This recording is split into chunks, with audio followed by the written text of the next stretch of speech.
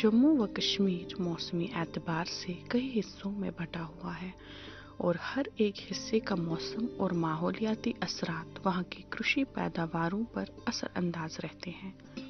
जम्मू खता अपनी मौसमी सूरत हाल की वजह से कश्मीर वादी से कदरे अलग है और यहाँ के कृषि पैदावारों की काश्त भी अलग अलग मौकों और महीनों में होती रहती है। जम्मू खिता के मैदानी इलाकों में गर्म तरीन मौसमी हालात की वजह से यहाँ साल भर मुख्तलिफ फसलों और सब्जियों की काश्त की जाती है और इस तरह यहाँ के किसान साल भर अपने खेतों में तरह तरह की पैदावार उगाकर बाजारों और मंडियों में फरोख्त करते रहते हैं। बेहतर और मुनासिब मौसमी हालात और ज़रख़ेज़ ज़मीन की उपलब्धि से यहाँ के किसान अब नए साइंसी तरीक़ों को अपनाकर न सिर्फ अच्छी खासी कमाई कर रहे हैं बल्कि अपनी पैदावारी सलाहियतों को बढ़ाकर मकामी ज़रूरतों को पूरा करने में भी कामयाब हुए हैं। निखिल रंधवा आरिसपुरा गाजी गांव के वो एक सफल किसान हैं जिन्होंने बिल्कुल कम वक्त में कामयाबी की वो दास्तानी रकम करवा दी जिनके चर्चे कृषि क्षेत्र में हर तरह गूंज रहे हैं। निखिल रंधवा ने सरकारी नौकरी को खैराबाद करके अपने गांव में साइंसी तरीके से सब्जियों और फलों की काश्त करके एक ऊंचा मकाम हासिल किया।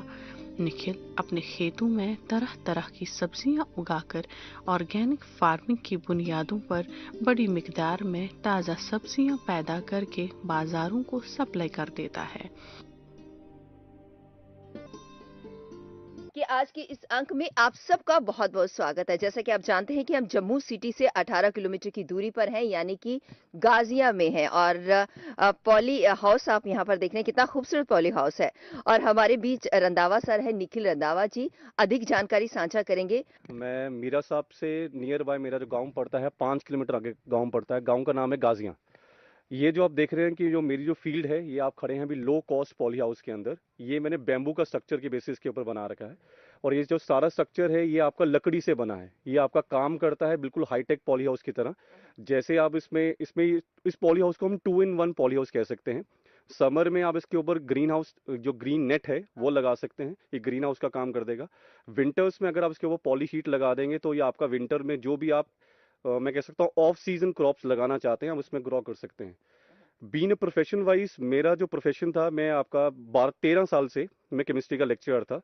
मैंने आपकी उस पोस्ट को रिजाइन अप किया आपका इसी आपने जो मेरा फार्मिंग पैशन था उस चीज को परस्यू करने के लिए। सर मैं बीच में आपको रोकना चाहूंगी। देखिए आप जॉब करते थे और हमारे जो युवा है वो जॉब की तरफ भाग रहे हैं, मतलब जॉब उन्हें मिलना चाहिए। हर वक्त तो हर किसी को नहीं मिल सकता। आपको मिला हुआ आपने छोड़ दिया, मतलब ऐसा क्या शौक हुआ, इससे आपको बेनिफिट हुआ या प्यार था आपका इसके लिए, क्या बात? बेसिकली मैं अपने ग्रैंडफादर से काफी ज्यादा इन्फ्लुएंस्ड हूँ। वो मेरे लिए गॉड फादर हैं। तो मैं जब भी अपने आप को कंपेयर करता था, टीचिंग में बहुत अच्छा था। मेरा package near by 30 to 40 lakhs के अराउंड था पर एनम। मैं मनी वाइज मैं बहुत ज़्यादा सेटिस्फैक्ट्री था उसमें कि मैं ठीक है जितना अर्न कर रहा हूँ एवरेज अर्निंग के लिए काफ़ी अच्छा है। लेकिन विद रिस्पेक्ट टू टाइम में कहीं ना कहीं जब मैं पढ़ा के आता था मैं उस चीज़ को कंपेयर करता था अपने ग्रैंडफादर के साथ कि मुझे उनकी तरह कुछ ना कुछ फार्मिंग के अंदर, कुछ एग्रीकल्चर फील्ड के अंदर इनोवेटिव करना है। तो मैंने उसी पॉइंट ऑफ कोविड के दौरान काफ़ी फ्री टाइम मिला तो मैंने जो भी मेरा जो बैकअप था, मेरा रिसर्च था, तो मैंने उस चीज़ को अपनी फील्ड में लाने की कोशिश की। मैंने अपनी फैमिली से डिस्कस किया कि मैं जो मेरा बैकग्राउंड है, जो मेरी नॉलेज है, मैं उस चीज़ को प्रैक्टिकली फील्ड में अप्लाई करना चाहता हूँ। तो फैमिली ने पहले इस चीज़ को बहुत ज़्यादा अपोज किया कि एग्रीकल्चर में जाना बहुत मुश्किल है, क्योंकि मैं एसी रूम में रहा। एसी रूम से बाहर आना फील्ड में, ओपन फील्ड में ज़मीन आसमान का फ़र्क है। यहाँ पर आपको हर चीज़ को एक्सपोज करना पड़ता है, वहाँ पर तो हम आराम से बैठे रहते हैं, पढ़ाया बैठ गए ऐसा था। तो मैंने फादर को कहा कि मुझे एक टाइम दो, मैं इसको चीज़ को एक्सप्लोर करना चाहता हूँ। तो फादर ने कहा कि तेरी विल है तो एक्सप्लोर करके देखो। तो मैं 1.5 साल से फार्मिंग फील्ड के अंदर हूँ, department of agriculture, department of horticulture.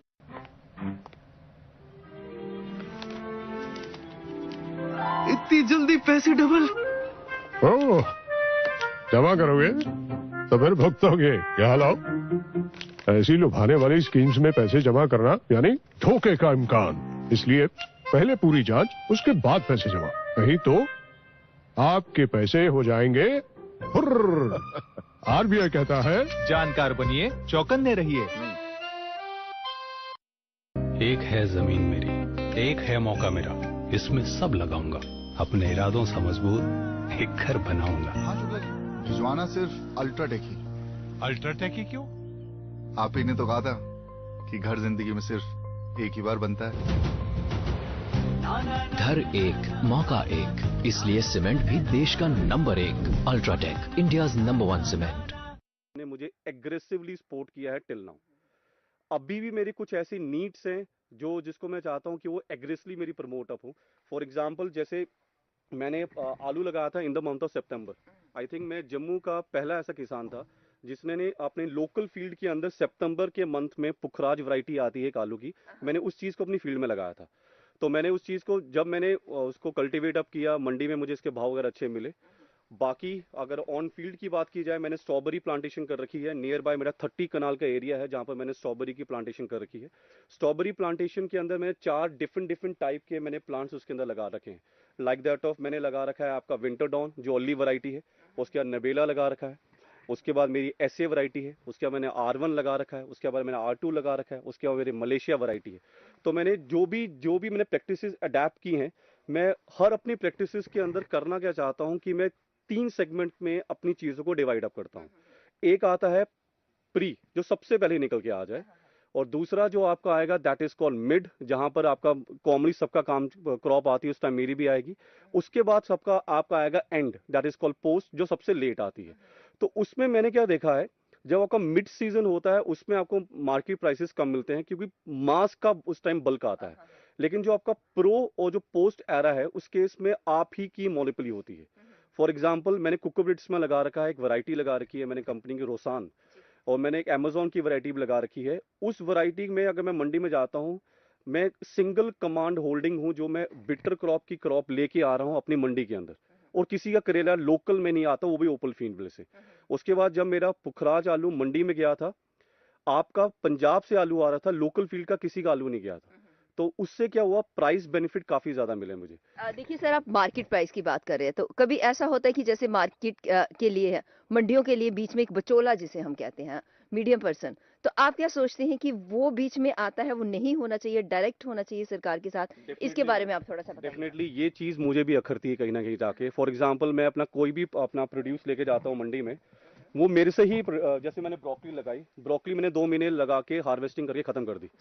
गोभी लगाई थी मैंने समर के अंदर, ये आप मेरे डिपार्टमेंट में जो बहुत सपोर्ट अप किया था, समर में लोकल बंदे मैंने कमर्शियली आपका कोई नियर बाय आधे एकड़ में मैंने गोभी लगा रखी थी, व्हाइट गोभी। अब जब मैंने वो मंडी में लेके गया, मंडी में मुझे वो देते थे 40 रुपए किलो।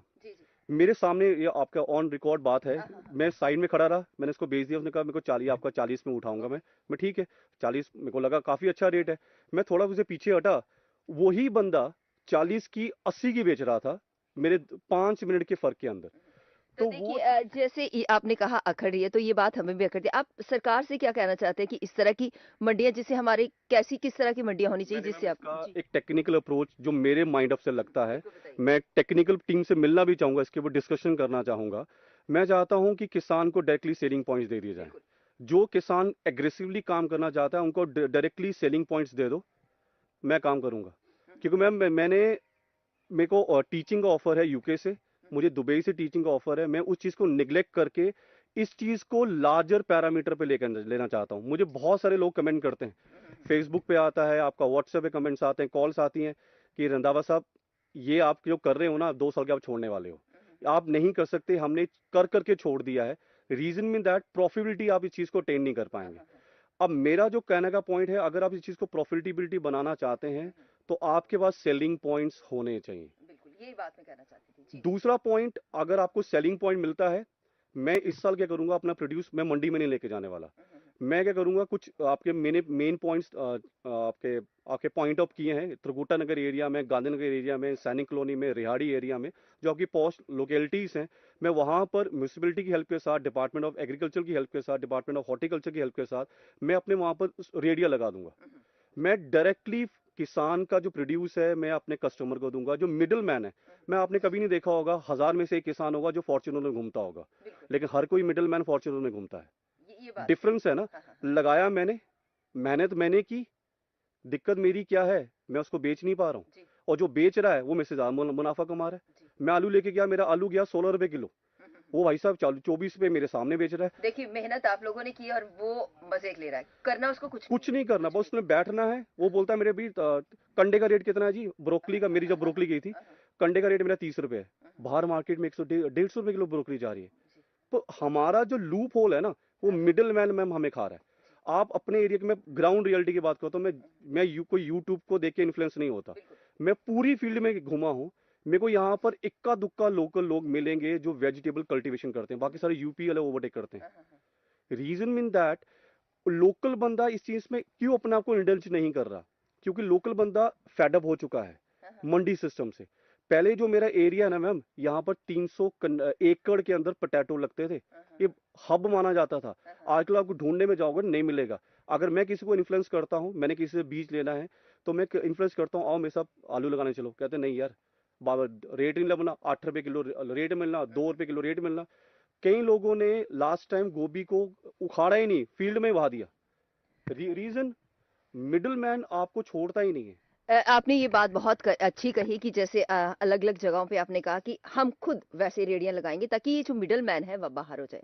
तो आप ये बताइए कि आपका जो डिपार्टमेंट है ना, डिपार्टमेंट आपकी किस तरह से मदद करता है? देखिए बहुत सारे लोग होते हैं, उनको बहुत सारी सरकारी योजनाएं भी हमारी हैं, तो सरकारी योजनाओं का लाभ आम इंसान तक नहीं पहुंच पाता क्योंकि वो जागरूक ही नहीं है, उसे समझ ही नहीं है। तो आप इसके माध्यम से क्या कहना चाहते हैं, किस तरह से सरकारी योजनाओं को इन्हें लाभ मिल पाए, लोगों को, आम लोगों को मिल पाए? आपको कितना मिला और लोगों को कितना मिल पाए? मुझे अभी तक तो डिपार्टमेंट ऑफ एग्रीकल्चर या डिपार्टमेंट ऑफ हॉर्टिकल्चर ने एग्रेसिवली सपोर्ट अप किया है, पर मेरा एग्रेशन 3 गुना ज्यादा है। मैं सर को ही बोलता हूँ, एसडीओ सर से मेरी काफी बार बात हुई है, जो मेरे हाई अथॉरिटी से मेरी बात हुई है, मैं बैकफुट पे नहीं खेलने वाला, आर या पार। मैं हारूंगा कोई बात नहीं, मैं तैयार हूँ। मैंने बहुत सारे फेलियर देखे हैं 1.5 साल के अंदर, मैंने बहुत सारी इनोवेशन की है। मैंने सर्दियों में वेजिटेबल लगाई, ग्रो बैग की जगह मैंने सीमेंट बैग के अंदर वेजिटेबल ग्रो करी, मैं उसमें सक्सीड किया। गर्मियों में मैंने आपकी गोभी लगाई, सब ने मजाक उड़ाया मेरा, सब हंसते थे मेरे पे। जो देखे जाता था मेरे फादर को कहते थे, चौधरी साहब तुम्हारे मुंडे ने पैसा डुबोना, कुछ नहीं करना। मैं पापा को कहा था, पापा मुझे करने दो, मेरा काम आपको बोल के दिखाएगा कि मैं करूंगा। दिन रात मैंने एक की उसके ऊपर पॉन्ड लाइनिंग लगाई। आप टाइम पे पहले आते तो मैं आपको दिखाता, मैंने वहां पर सर्दियों रेनी सीजन के अंदर हमारे एरिया में गोभी नहीं हो सकती है मैम, मैंने गोभी लगाई है with help of online research, practically background में। मैं हर चीज को डिटेलिंग में लेके जाता हूँ। ये आपको सामने वैरायटी दिख रही है, जोकोमो की वैरायटी है, नीदरलैंड का प्लांट है ये आपका। इस प्लांट की टमाटर की खासियत क्या है, 6 महीने तक मुझे लगातार फल देगा, लगातार। और इसको लगाए हुए खाली अभी आपका 46 डे है, आप देख सकते हैं यहाँ पर फ्लावरिंग आ रखी है। सीड में डिपार्टमेंट मुझे पूरा एग्रेसिवली सपोर्ट अप करता है। वो मुझे खुद बोलते हैं, निखिल जी कौन सी चीज लगानी है। मैम एसडीओ डिपार्टमेंट आपका जो मेरे एरिया का हेड मुझे फोन करता है, निखिल जी आपने कौन सी चीज लगानी है, मुझे बिल दे देना, मैं आपके साथ खड़ा हूँ। इसका मतलब जो डिपार्टमेंट है पूरी तरह से ताउन करता है। तो अब आते हैं थोड़े बेनिफिट पे। देखिए सबसे बड़ी बात होती है, अब कोई भी मेहनत करते हैं ना, तो अगर हमें फायदा होता है तो थोड़ा अच्छा लगता है, इससे परिवार चलता है। रोजगार की बात करते हैं तो आपके आगे कितने लोगों को आप रोजगार मुहैया करवा रहे हैं? ऑन एवरेज 5 लोग रेगुलरली मेरे साथ एसोसिएटेड हैं। देखिए आपके कारण 5 लोगों के घर चल रहे हैं, मैं ये कहना चाहूंगी, है ना? तो इसमें आप 5 लोगों को रोजगार मुहैया करवा रहे हैं, उनको रोजगार देने के अलावा आपको भी बेनिफिट होता है बीच में, तभी तो आप रोजगार दे पाते हैं। मतलब कितना तकरीबन, अगर महीने की या साल की बात कर ले तो कितना बेनिफिट? मैंने जो ऑन रिकॉर्ड देखा है लास्ट टाइम, मेरे को जो मैंने वाटरमेलन लोमक्स मैंने लगाया था, मुझे उसमें 4,15,000 का नेट प्रॉफिट था। स्ट्रॉबेरी के अंदर मुझे एक कनाल में नियर बाय लाख सवा लाख रुपया नेट प्रॉफिट था।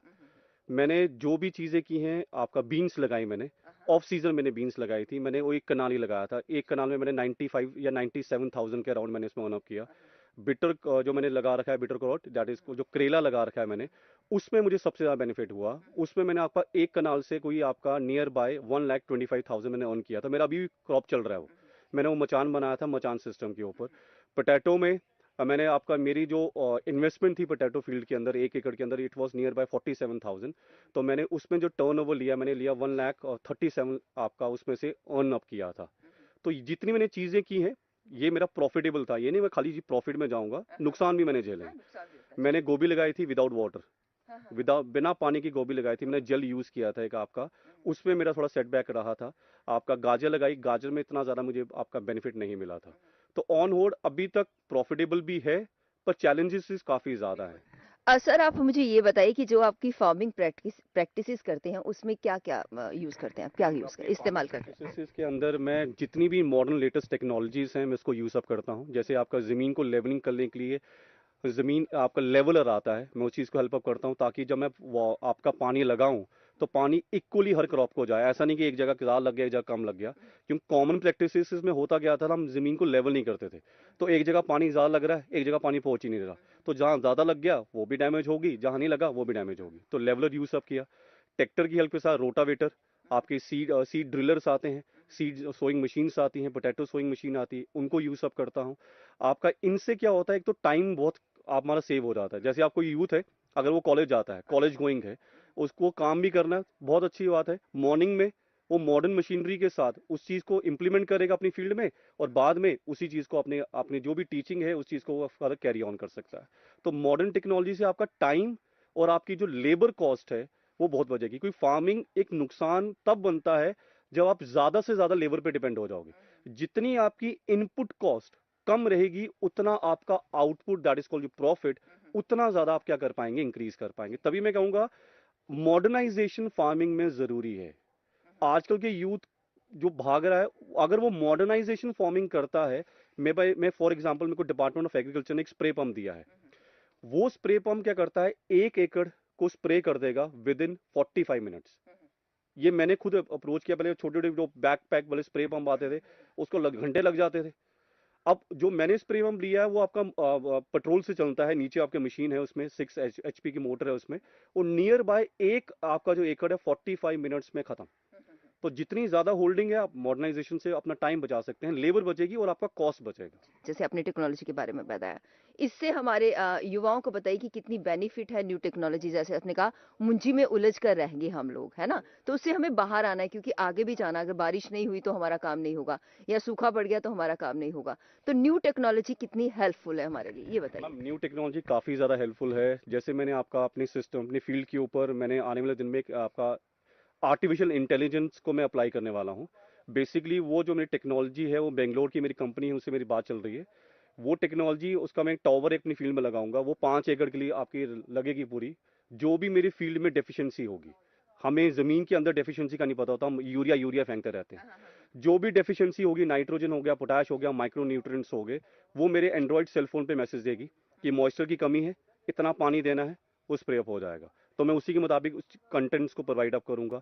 सबसे बड़ा टेक्नोलॉजी का एडवांटेज क्या रहेगा, जो कमी मेरे प्लांट में है, जो प्लांट मेरे से मांगना चाह रहा है, जो मैं समझ नहीं पा रहा हूँ, वो मुझे टेक्नोलॉजी हेल्प अप करेगी। दूसरा, मैंने ड्रिप सिस्टम इंस्टॉल कर रखा है, मैंने आपका स्प्रिंकल मिनी स्प्रिंकल्स इंस्टॉल कर रखे हैं। Time to time moisture maintain रहता है, लेबर कॉस्ट मेरी उसमें बचती है। तीसरा, आपका ये जो आपके पॉली हाउसेस हैं, पॉली हाउसेस मैं नहीं कहता हाईटेक पॉली हाउस बनाओ, जरूरी नहीं है 40-50 लाख खर्च के किसी को दिखा के ही आपने काम करना है। लो कॉस्ट करो, एक्सपीरियंस करो, और उससे आप बेनिफिट कमाओ, और जो उसका जो बेनिफिट है उस चीज को लार्ज स्केल पे एक्सपैंड करो। मैं कहता हूं कि लो कॉस्ट टेक्नोलॉजीज को आपको अडेप्ट करना पड़ेगा, ना कि एक्सपेंसिव को। मैं डिपार्टमेंट से मैंने एक बात कर रखी है कि मैंने पॉली हाउस का एक अल्टरनेटिव बनाया है। पॉली हाउस जिसमें आपका ये फैन पैड लगता है, उसको 1 एकड़ में कॉस्ट लगती है उसकी 60 to 70 लाख लग जाता है, अगर आपने पूरा हाईटेक बनाना है। मैंने उसी चीज का तोड़ बनाया है, और आपका नियर बाय वो आपका 1 एकड़ में 30 to 40 लाख में कंप्लीट हो जाएगा, काम भी वैसा करेगा, 2 in 1 होगा वो आपका। उसके ऊपर खाली तरपाल ही रहेगा। मेरा जो पॉली हाउस होगा उसके ऊपर आप ग्रीन नेट लगाएंगे गर्मियों में, सर्दियों में आप लगा देंगे तरपाल, तो 2 in 1 का काम करेगा। आराम से आप उस चीज को रिमूव भी कर सकते हैं, एक सिंगल बंदा रिमूव कर सकता है। मैंने डिपार्टमेंट से यह फाइल आगे मैंने डाली है, और मैं चाहता हूं कि डिपार्टमेंट मुझे इस चीज में एग्रेसिवली सपोर्ट अप करे।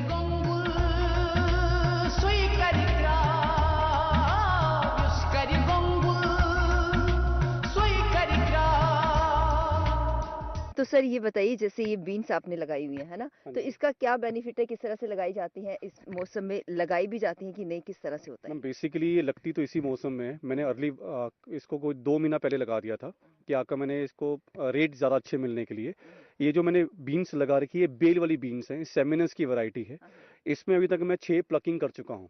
इसको चाहिए होता है ऊपर आपका ये जैसे जैसे ग्रोथ होती जाएगी तो ये आपका जो पूरा मचान सिस्टम मैंने बना रखा है ये उसके ऊपर पूरा का पूरा ओवरटेक कर देगा। जैसे इस तरह से आप हाँ, मतलब ये बताइए। जैसे आप देख रहे होंगे ये इसकी जो कर्लिंग खुद होना स्टार्ट हो गई है।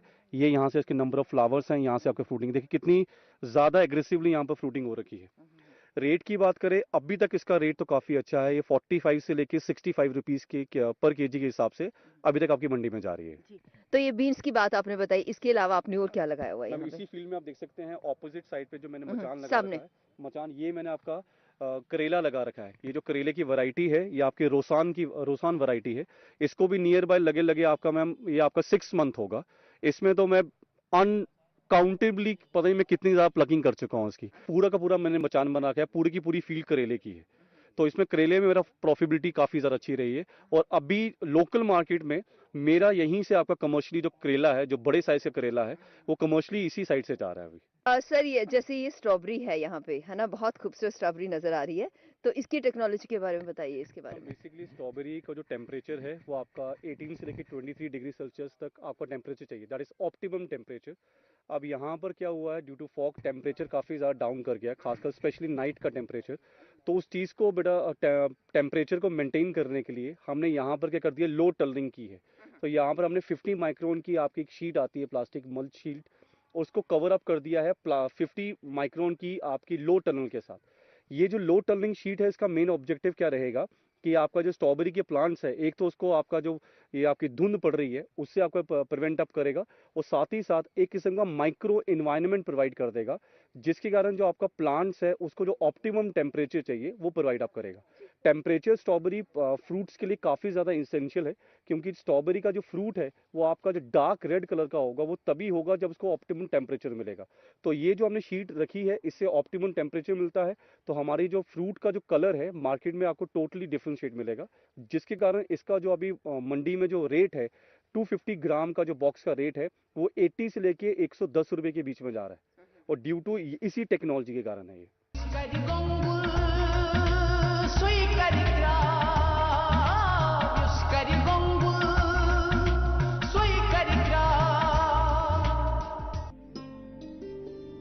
निखिल जहां कृषि क्षेत्र में हो रही उपलब्धियों को अपना हथियार जानकर इस्तेमाल में लाता है, वहीं ये अपने तजुर्बों और सलाहियतों की बुनियाद पर नित नए तरीके अपनाकर बीजों की जर्मिनेशन खुद तैयार किए गए पॉली हाउस में करके सर्दियों में ही तरह तरह की नर्सरियां पैदा करके अपनी ज़रूरियात के साथ साथ दूसरे किसानों को फराहम करके भी निखिल अपनी आमदनी में बढ़ोतरी कर रहा है। ये आपके सामने लो कॉस्ट में मैंने आपका जर्मिनेशन रूम बना रखा है। जर्मिनेशन रूम का सबसे बड़ा इम्पैक्ट क्या रहेगा कि आप इसमें ऑफ सीजन की जो सीडलिंग है वो आप तैयार कर सकते हैं। ये जो आपका जर्मिनेशन रूम है इसमें अप्रोक्सीमेटली 2,15,000 सीडलिंग मैं तैयार करता हूँ अपने खुद के लिए, और कुछ सीडलिंग्स को मैं यहाँ पर बेचता भी हूँ। आप देख सकते हैं इस साल जो मैंने आपका मोड ऑफ टेक्नोलॉजी है वो डिफरेंट कर दिया है। ये मैंने आपका डिकम्पोजेबल ग्लास लिया है, उसके अंदर मैंने सीडलिंग लगा रखा है, और आप देख पा रहे होंगे यहाँ पर आपकी जो सीडलिंग है वो ग्रो भी कर चुका है। यहाँ पर जो मैंने सीडलिंग लगाए हैं इन सीडलिंग्स के अंदर हमने मक्स मेलन, वाटरमेलन, आपका बिटर गॉड, आपका कुकम्बर, उनकी सीडलिंग्स को मैंने यहाँ पर लगा रखा है। अब पॉइंट आता है कि हम लोग इस चीज को सीडलिंग ट्रे के अंदर भी ग्रो करवा सकते थे, तो इतना ज्यादा एक्सेस में कोकोपीट डालने की जरूरत क्यों पड़ी, इतना लार्ज कंटेनर लेने की जरूरत क्यों पड़ी। जो हम लोग सीडलिंग ट्रे यूज करते हैं जिसको प्रो ट्रे बोला जाता है, उसका इम्पैक्ट क्या है, उनका साइज बहुत कॉम्पैक्ट होता है। साइज कॉम्पैक्ट होने के कारण जो वाइड रूट्स बनती हैं, जो डेवलप करती हैं, उन वाइड रूट्स का जो आपका मूवमेंट है वो आपका राउंड राउंड घूमना स्टार्ट कर देती हैं। अब इसके अंदर इम्पैक्ट क्या रहेगा कि जो वाइड रूट्स हैं वो डीप तक जाएंगी और उसको मैं बड़े आसानी से अपनी जो मेन फील्ड है उसके अंदर मैं ट्रांसफर कर दूंगा। हाँ, इसमें एक चीज का आपको खासकर ध्यान रखना है, जो भी किसान इस टेक्नोलॉजी को अपनाएंगे वीडियो देखने के बाद, एक चीज का ध्यान रखिएगा, जब भी आप प्लांट को ट्रांसफर करेंगे एक चीज का आपने कंफर्म ध्यान रखना है कि इसका जो रूट सिस्टम है आपको हिलाना नहीं है। कैसे करेंगे, आप क्या करेंगे, जो मेन फील्ड है, मेन फील्ड में अंदर पहले ही कप के मुताबिक छेद कर देंगे, फिर आप कोकोपीट को वहां पर ट्रांसफर कर देंगे। फायदा क्या रहेगा, विद इन 4 डेज आपका जो वाइड रूट्स हैं वो आपके सॉइल को पकड़ लेंगी और आपका जो एडवांटेज है मंडी में बहुत ज्यादा रहेगा।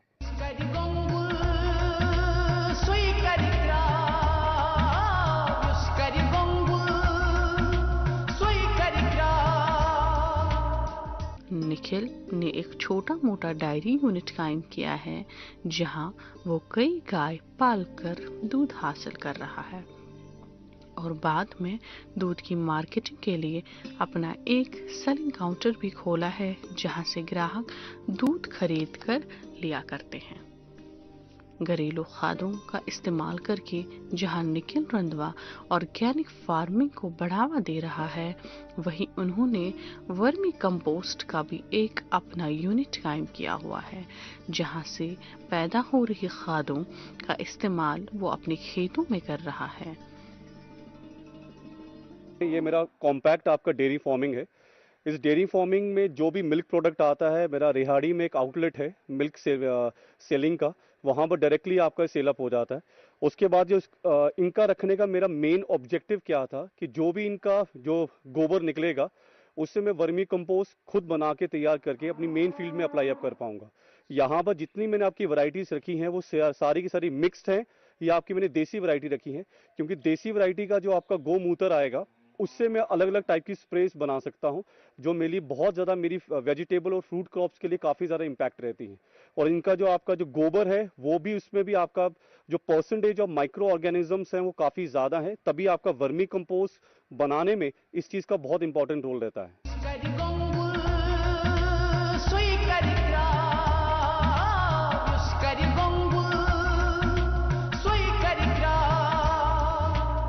बहुत सारे यूथ हमें इसे देख रहे हैं जो हमेशा रोजगार की तरफ भागते हैं कि हमें रोजगार तो सबको चाहिए, वो चाहते हैं कि गवर्नमेंट जॉब ही होना चाहिए, उसके अलावा हम कुछ नहीं करेंगे।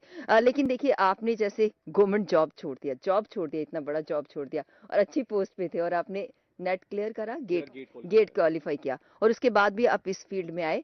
आप हमारे यूथ को क्या मैसेज देना चाहते हैं, खास संदेश क्या देना चाहते हैं कि वो जरूरी नौकरियों के पीछे ना भागें, क्या करें? और मैम, मैं जैसे यूथ के साथ एसोसिएटेड रहा हूँ, अभी मैं टीचिंग करता हूँ, मेरा ट्यूटोरियल है खुद। मैं जो यूथ को देखता हूँ ना, आजकल का यूथ 10,000 की नौकरी कर देगा लेकिन किसानी नहीं करेगा।